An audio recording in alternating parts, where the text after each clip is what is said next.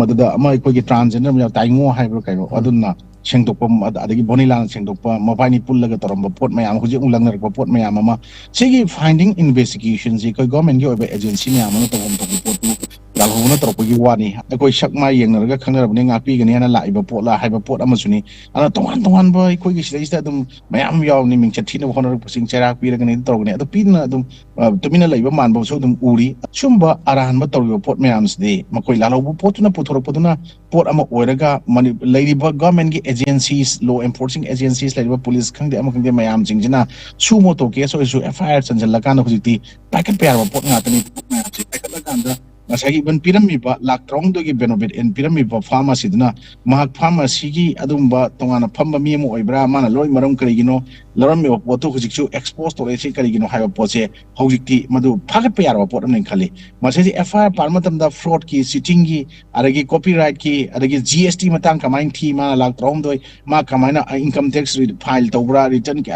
Madugi pot mayam singidum local lakpada madugi pot se dum logi matungina fazana madugi cherak pi biara pot se dum cherak pi bu ude je Manipur si tajina ha ndu sira taming tobu ya ba then arana hui taroga sel talaga sel khar le horoga di heta madu ngathong action ya bai mong da chatlabra adana aikoi huji Manipur da praja amo na common people amoina aikoi taseng hingiba mayam di kamani hingada gi ha pot amkhak lai Madu manufacture tauriba, madu puthuraiba product oina puthurkanda asaba tax sinaraga migi adumba copyright ek mayam loin thugairaganda migi maming sinarakanda migi maming bhokta moida doctor white haibra ngasai tawdu madugi pot mayang odu sinara I pot se kamain sinara no hai pot da magi family mayam ama maru sabagi ikoi khuding achoba mada mad loina me thara kana mu totna kotan tawbi koina video musu ugi uji ugi dre madam bada channel ba mayam sing do chap chaba madugi logi ba punishment pigadam then ikoi na husik Manipur da ikoi ta sengna haragadi ikoi gi any kok chikpagi oiro adagi any hakchang nungai tabagi oiro am pot ama lobo matamda